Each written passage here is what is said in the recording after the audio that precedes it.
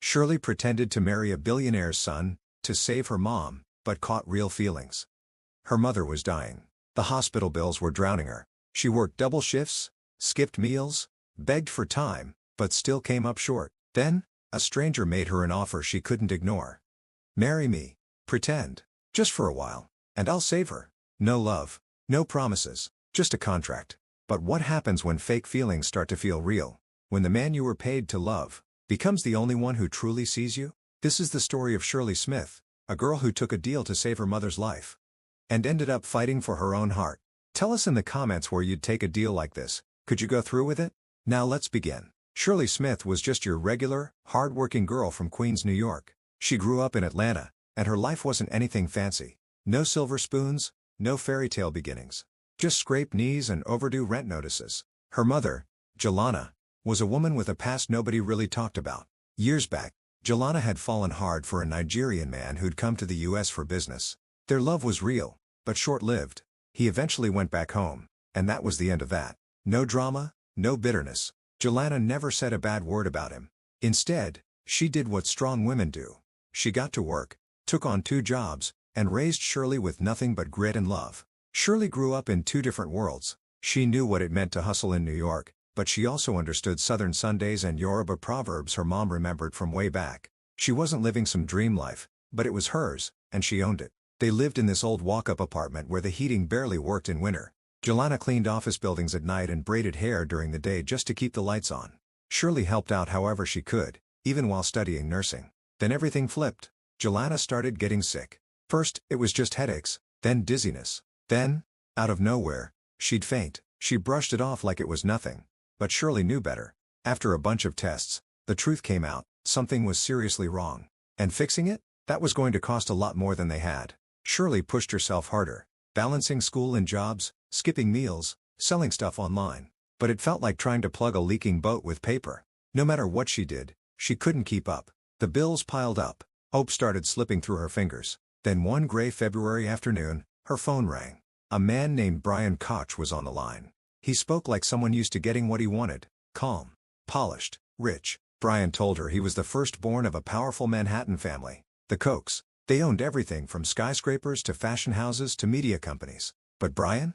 He was the family rebel. Didn't want to follow the rules. Didn't want to marry someone from their elite circle. And his father hated that. "I need a wife," he said. "But just for now. Nothing real. Just someone to help me keep up appearances. You play the part, help me silence the gossip. And in return, I'll give you more money than you've ever dreamed of." Shirlie was floored. "Wait, why me?" "Because you're not like them," he replied. "You're real. You don't have anything to prove. I can trust that." Her heart was racing. Everything in her wanted to say no. But then her mind went to her mom, lying in that hospital bed, fading. After a long, sleepless night, she called him back and said, "I'll do it." The deal was simple. Pretend to be Brian's loving wife. Go to charity balls. Wear designer dresses. Smile for the cameras. Act like a woman who belonged in his world. In return, he'd cover all of her mom's medical bills and give her extra money to get them back on their feet. Just like that, Shirlie stepped into a brand new life. One day she was rationing groceries. The next, she was in a luxury penthouse overlooking Central Park. She was wearing clothes that cost more than her whole paycheck, riding in black cars, learning how to eat caviar without spitting it out. She sat through dinners with strangers who looked down on her and learned how to smile without flinching. But deep down, she was still the same Shirlie. Still the girl who counted coins for the bus and cried quietly in hospital waiting rooms. And Brian? He was a mystery. One minute cold and cocky. The next minute, kind. Surprisingly kind. His family hated her. They called her names, made it clear she didn't belong. But Brian? He never backed down. He defended her. Quietly, fiercely. Like he meant it. The more she watched him, the way he checked on her mom without saying anything, the way he stood up to his father for her, the harder it got to keep her heart locked up. This wasn't supposed to happen. She wasn't supposed to feel anything. This was a fake marriage, a role to play. Save her mom, then walk away. No love, no strings. But hearts don't follow rules. They never do. Shirlie told herself she could handle it, that she'd stay professional, that she'd remember it was all pretend. But every time she laughed at his jokes, every time she stood beside him in front of the cameras, something started to shift. She wasn't just acting anymore. And life never follows the script. For all his slick suits and sharp words, Brian Koch wasn't exactly the ice-cold snob Shirlie had expected. Sure, He barked at his assistant sometimes and rolled his eyes during board meetings like he owned the room, which, in many ways, he did, but then he'd turn around and quietly do something that completely threw her off. Like ordering a full team of doctors to check on her mom, without saying a word about it to her. No announcement. No credit seeking. He just did it. No look what I've done for you.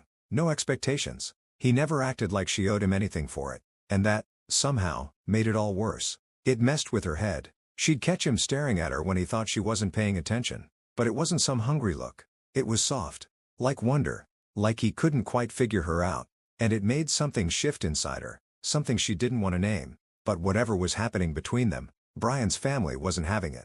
His father, Charles Koch Sr., the king of the whole Koch empire, acted like Shirlie was invisible. Like she was a smudge on the family name.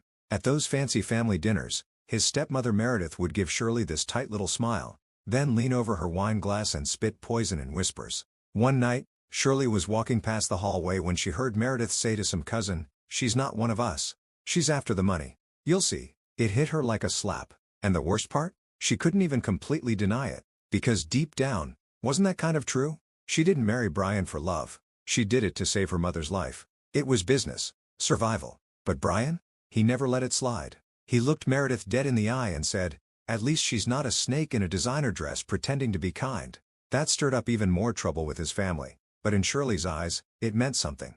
Maybe everything. Because slowly, the line between what was real and what was fake started to fade. They stayed up late watching old sitcoms on the couch, cracking up over greasy takeout. They talked. Really talked. Not small talk, but the kind of conversations you only have with someone you actually trust. Brian opened up about his mom, who died when he was 10. How he always felt like he was falling short in his father's eyes. Shirlie told him about the time her mom made a birthday cake out of cornbread and canned peaches, because that's all they had, and how it was still the best cake she'd ever had. These weren't fake marriage moments. This was something else. Something real. Something deep. But Shirlie tried to fight it. She reminded herself why she was here. This wasn't love. It was a deal. Her mom still needed her. Needed treatment. Needed help. And there were days when Jelana was so weak she couldn't even lift her head. Shirlie spent her nights curled up in hospital chairs, watching machines beep and nurses whisper quietly in codes only they understood. One of those nights, Jelana looked up at her with tired eyes and smiled faintly. "You're glowing, baby," she said. "You look like a woman in love." Shirlie stiffened. "It's not real, Mama. You know that." Jelana just kept smiling. Sometimes love sneaks up on us when we're too busy pretending it's not there. Those words lodged themselves in Shirlie's chest like a tiny thorn. She tried to shake them off, but they stayed with her, no matter how hard she tried to forget. While Shirlie was battling her own storm, Brian was caught in one too.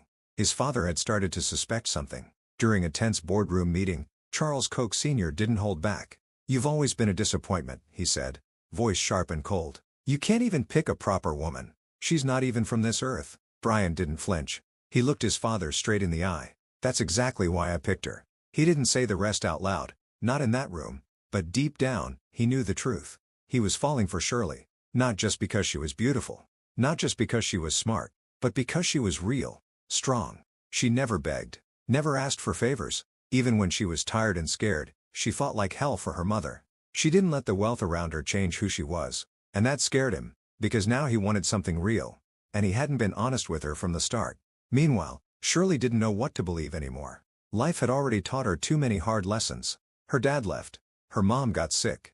Her dreams had always come second to rent, to bills, to making it through the week. Could she really believe in love? In Brian? Then came the call. Late at night, nearly midnight, the hospital. She didn't wait to hear details. She grabbed her coat, barely remembered her phone, and ran out into the cold Manhattan air. Her mother had taken a turn for the worse. When Shirlie got to the hospital, she saw her mom lying still, hooked up to wires and surrounded by machines that beeped too loud and too fast. Nurses whispered. Doctors spoke in low voices. Shirlie just stood there, frozen, shaking. She felt like a kid again, helpless, alone. Then Brian showed up. His blazer was wrinkled. His hair was messy. His eyes were full of fear. He didn't say anything. He just opened his arms. And Shirlie, who'd held in every emotion for as long as she could remember, stepped into that hug and broke down. She cried. For her mother. For everything she'd kept bottled up. For the fear she never admitted out loud. And Brian didn't let go. He held her like she might fall apart. No camera flashes. No pretending. No role to play. Just him. Just her. In a hospital hallway with too much pain for words. "I'm here," he whispered into her hair. I'm not going anywhere. She wanted to believe him. She really did. But somewhere in the back of her mind, a voice whispered, don't fall for this. It's just a deal. Remember? Hours passed slowly. By morning, the doctors managed to stabilize Jelana, but the news wasn't good. Her condition was serious, critical, even. Recovery would need constant care, specialists, maybe even experimental treatments. Expensive? Uncertain. Shirlie sat beside her mother, empty and exhausted. Brian never left. He stayed just outside the room. He brought her food. She didn't eat. He brought her a blanket. She barely noticed. 3 long days passed. Then, finally, Jelana opened her eyes. Mama, Shirlie whispered, squeezing her hand. Jelana's voice was weak, but her words were clear. You still look like a woman in love. Shirlie let out a tired little laugh, shaking her head. Even now, even in that hospital bed, her mother could still see right through her. Later that evening, Brian took her to a quiet diner near the hospital. No chandeliers, no press, just a creaky booth, flickering lights, and burnt coffee. Once they sat down, Brian looked at her seriously. I know this wasn't the life you dreamed of, he said. You didn't choose me. You chose survival. And I respect that. Shirlie looked down at her mug, chipped and stained from years of use. You're not wrong. He leaned forward. But I need to say this. I didn't expect this to happen. I didn't expect you. Somewhere along the way, it stopped being fake. I care about you, Shirlie. I'm not pretending anymore. Not because you're strong or beautiful, though you are. It's more than that. She looked up at him then. Really looked, and for a second, she saw it. Not the rich man. Not the paper husband. Just a boy who grew up never feeling good enough. She wanted to say something. But then, her phone buzzed. The hospital. Again. Her heart dropped. She stood up instantly. Brian stood too.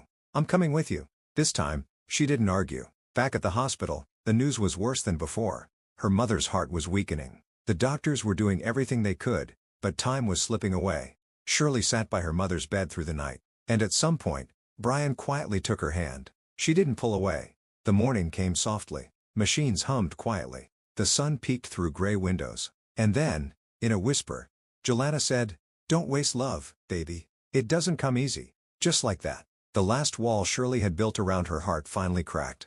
Later that day, Shirlie and Brian stood just outside the hospital. The sky glowed with a soft orange light as the sun dipped below the buildings. I'm scared, she said quietly. I don't know if I can handle loving you and losing everything else at the same time. Brian reached for her hand. Then don't do it alone, he said.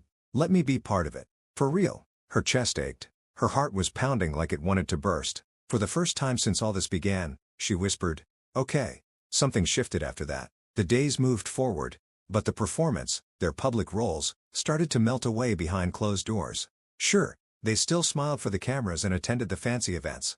But in their shared space, things were different now. He'd bring her coffee without being asked. She left her nursing textbooks out on the kitchen counter, knowing he wouldn't tease her or talk down to her dreams. They were slowly, quietly building something real. But peace has a way of getting interrupted. One afternoon, just when Shirlie started to feel like she belonged, there was a knock at the door. A delivery guy stood there with a thick envelope. The kind that looked too formal to be anything good. Inside was a letter. Stiff. Cold. Typed like a business contract. A summons. She was being requested, no, ordered, to attend a family meeting at the Koch's mansion in the Hamptons. Not with Brian. Just her. She turned to him, confused. What is this? Brian took the letter, scanned it, and his face tightened. They know, he said. 3 words. That was all. But they felt like a wall collapsing. That weekend, Shirlie rode in silence as the driver took her through tall iron gates and along a long driveway to the mansion. It didn't feel like a home. It felt like a monument. Cold marble. Perfect silence. Inside, the entire Koch family waited like they were holding court. Charles sat at the head of the room. Meredith, stiff and elegant, sipped wine beside him. Brian's siblings flanked the sides, wearing polite expressions that felt like masks. Charles spoke first. You've certainly put on a show, Miss Smith. Shirlie didn't reply. Her spine straightened. She braced herself. Meredith set down her glass. We know it's fake. The marriage. The story. All of it. Shirlie swallowed hard but kept her chin up. I never pretended to be someone I'm not. No, Charles said. But my son did. And that makes you part of it. One of the sisters sneered. Did he pay you before or after you started pretending to love him? Shirlie's jaw clenched. I wasn't pretending. Then Charles leaned forward. His voice dropped lower. Do you even know who Brian was before all this? What he walked away from? Shirlie blinked. He's told me. Some things. He left us, Charles said. Completely walked away. Slept in shelters. Changed his name. Cut all ties. Shirley's eyes widened. What? Meredith smirked. Didn't he tell you? The man you married used to live on the street. He turned his back on everything we gave him. Charles added, he earned nothing. And now he thinks he can show up with a fake wife and pretend he belongs again? It hit her like ice water. Brian had never told her that. She left the house in a daze, her head spinning. Back at the penthouse, she found Brian on the balcony. He was staring out at the skyline like he was searching for something.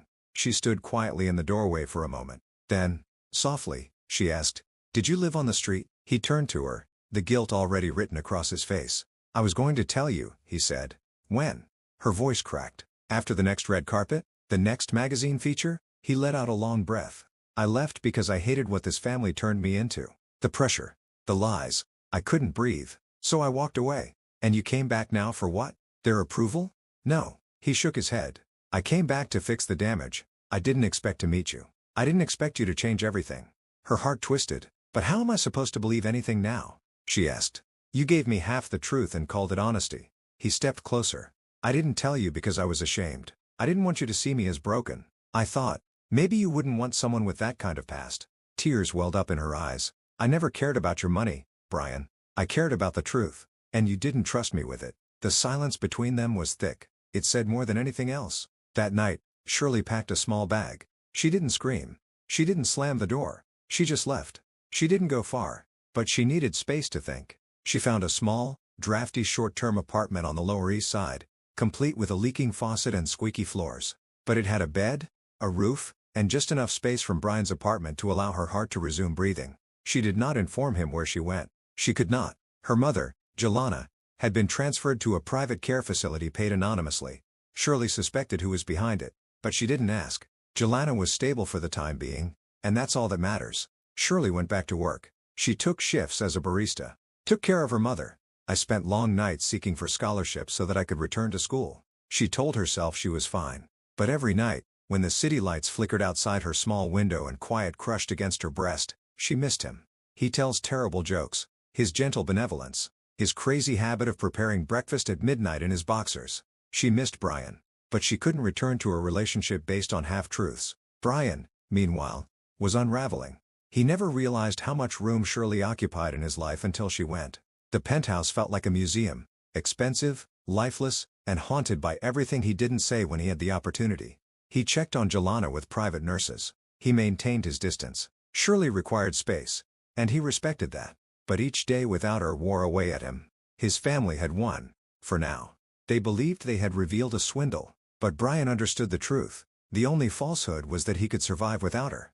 One afternoon, Brian arrived at the coffee shop where Shirley worked. He did not text, did not make a call. He simply stood in queue like a typical client, wearing a faded hoodie and pants and holding a single daisy. Shirley's heart stopped when she saw him. What are you doing here? She inquired quietly as he approached the counter. I wanted to see you. We're not doing this here, she added, looking at the other patrons. He nodded. Then I'll wait. And he did. For hours. He sat motionless on a bench outside, holding the flower. Shirley continued gazing through the window, annoyed, indignant, and aching. When her shift was finally over, she stepped outdoors into the bitter New York wind. He stood, held out the daisy. I hurt you, he confessed softly. She folded her arms. You did. I lied. I didn't trust you because I didn't believe I was good enough for you. I didn't need you to be perfect, Brian, she said, her voice trembling. I needed you to be honest. I know, he replied. That is why I am here. Not to plead, but I'm here to tell you I'm ready. To give you everything. The truth. My past. My heart. All of it. Shirley glanced at the flower in his hand, which was simple and little crushed by the wind. Exactly like him. Exactly like her. She took it. Not because everything was repaired, but some wounds don't need apologies. They want consistency. Okay, she replied softly. Have one coffee. We chat. No promises. His smile was so faint, it almost broke her. One coffee, he agreed. They sat by the window in the same cafe where Brian had waited. A warm cup in hand and layers of history unspoken. Shirley swirled her glass without taking a sip. So, talk. Brian took a breath. Not the sort you take before speaking in front of a crowd, but the kind you take just before digging into a wound. I left home at 19, he explained. After my mother died, things worsened. My father wanted me to be the embodiment of the Koch legacy. Cool, polished, and calculated. But I despised everything about that life. I was suffocating.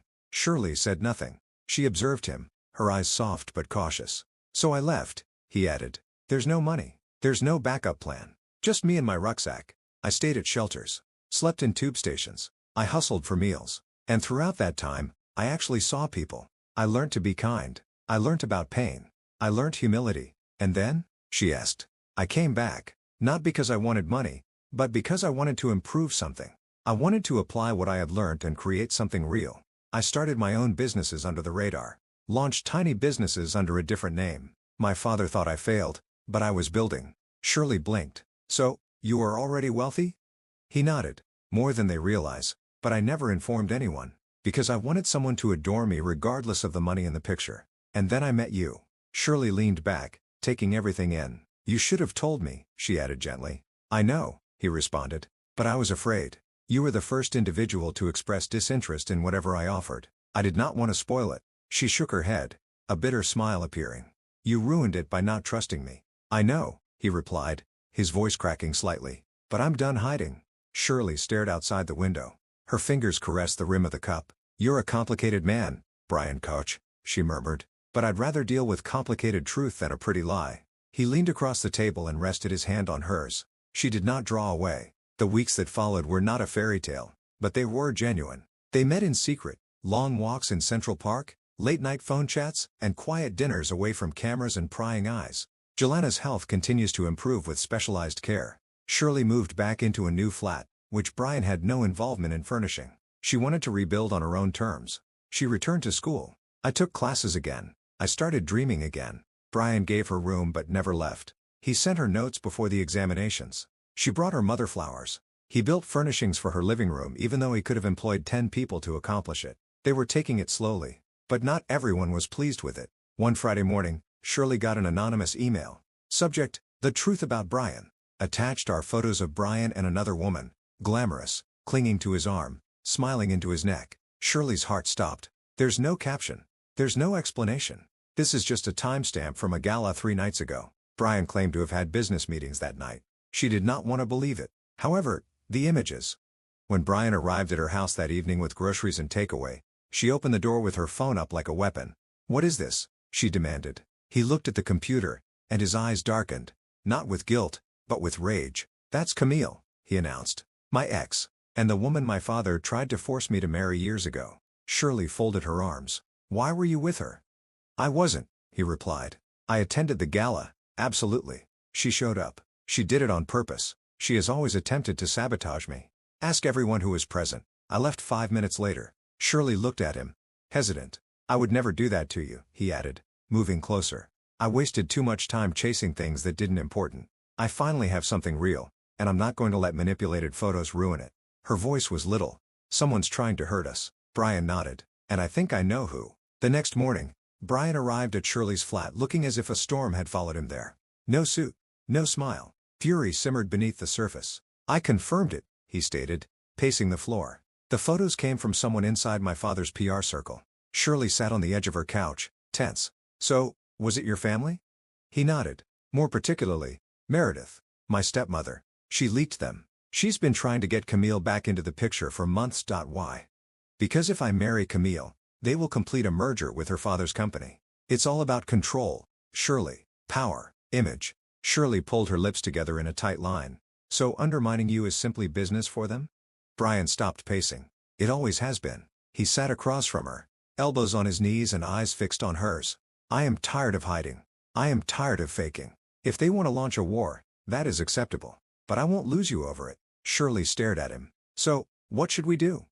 Brian's voice remained steady. We went public. We tell the truth. She paused. Are you ready for that?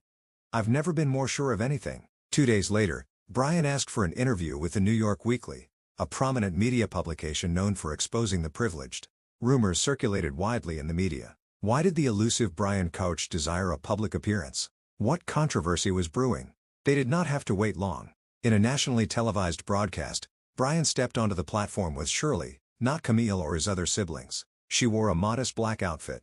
No diamonds, no branding, simply grace, strength, and honesty. Brian faced the cameras. I have something to say, he started. For years, I lived under a name I didn't deserve. I wore a mask to please a father who never actually saw me. But I left that life. I created something on my own.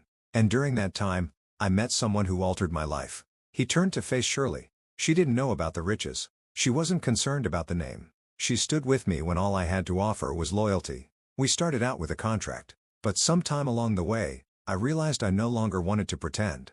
Shirlie's hand touched his. I love her, Brian remarked with a hoarse voice, and I don't care if the transactions fall through. What reputations are being questioned? If loving her means losing everything they think is important, then I'll lose it 1,000 times over. The room was silent. Nobody expected that.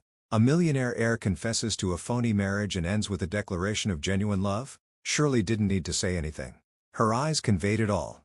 Full of tears and truth. The backlash was quick. Charles Koch Sr. called Brian that same night, furious. You've embarrassed this family. But Brian calmly responded, no, I freed myself from it. Meredith made calls and attempted to stop the interview. Camille wrote a carefully worded statement stating she had been misunderstood. But it was too late. The public had picked sides, and they were strongly with Shirlie and Brian. Because, for once, someone in that world spoke the truth. The entire truth. Following the interview, the world altered. Shirlie couldn't walk down the street without people stopping to hug her or murmuring, "That's the girl who made the billionaire speak from his heart." She was invited on chat shows. Bloggers referred to her as America's Cinderella, without the glass slipper. Fashion houses offered to dress her. Scholarship offers flowed in. One nursing school even waived her tuition and offered her a slot in the spring program. But Shirlie was uninterested in fame. She was interested in peace. She eventually got a taste of it.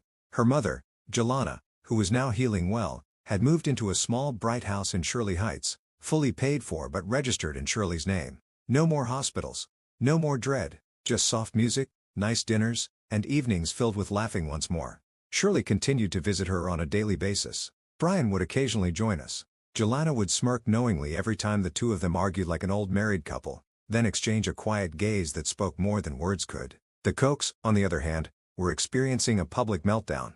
Investors backed out. Tabloids revealed hidden family scandals. Meredith's attempt to spin things backfired disastrously, and Camille vanished from the media totally. Brian, however, continued to expand his own businesses, quietly and gradually, without leveraging his father's name. He no longer did things alone. Shirlie stood by his side, not as a trophy wife or carefully chosen bride, but as a companion. They still argued and had bad days, but this time, everything was straightforward. Everything was real. One clear February evening, just a few days before Valentine's Day, Brian invited Shirlie to meet him on the rooftop of the first flat they had shared during their contract marriage. It had been unoccupied for a while, with the furnishings long gone and the walls resonating with memories. When she climbed onto the rooftop, she discovered fairy lights strung along the railings, soft jazz playing from a speaker, and a small table set for two. Brian stood near the edge, his eyes filled with anxiety. Shirlie smiled. "You realize we could have just gone to a restaurant, right?" He chuckled. "Yeah, but that wouldn't be our story." She approached him carefully, the icy wind stroking against her face. He took her hand. "I've messed up a lot," he began, his voice quieter than she'd ever heard. "I have lied. I've hidden portions of myself. I've made you wonder if this was ever genuine. Despite everything, I never stopped falling for you." She blinked. Her throat clenched. "I do not need a contract. I don't need cameras or crowds. I just need you. The girl from Queens who made my fictitious life real." Then he took out a tiny velvet box. I opened it. Inside, a simple diamond ring, elegant and timeless. "No cameras this time," he said. "Only us. Shirlie Smith, will you marry me? For real this time?" Her eyes flooded with tears. She did not think. She did not stall. She simply said, "Yes." And in that moment, all the lies, pain, and pretense vanished. Because this was no longer a performance. This was the truth. Shirlie never imagined herself walking down the aisle wearing a fancy gown. Not after growing up and seeing her mother manufacture clothes for other people's weddings. Not after sitting in the back of church halls, cleaning up while others danced. Weddings were reserved for those with time, money, and fairy tales. But this time, the story was her own. Brian insisted on keeping the ceremony small. "We've had enough of public spectacles," he told me. "This is just for us." As a result, they decided to hold an intimate outdoor wedding at a beautiful estate upstate. Only close friends, a few helpful press contacts, and, most importantly, Jelana. Shirlie's outfit was not spectacular, but it fit like it was tailor-made for her. Soft ivory satin, long sleeves, no diamonds and no tiara. Just her, gorgeous and at ease. Brian donned a black fitted suit. No bow tie, no fuss. When he saw her approaching him, all he could see was honesty in his eyes and love in every breath. Joanna sat in the front row, a beautiful pink shawl around her shoulders and tears in her eyes. And when the officiant asked Shirlie if she would choose Brian Coe, troubled, complicated, and stubborn Brian, as her life partner, she didn't blink. "I do," she replied, smiling. And just like that, what began as a lie evolved into a lifetime of truth. The reception was peaceful, cheerful, and full of dancing and delicious food. They toasted with apple cider instead of champagne, as Shirlie suggested in honor of her mother's recovery. Everything felt magical. Until the following morning. Shirlie was still wearing her white robe and enjoying coffee in the honeymoon suite when the hotel phone rang.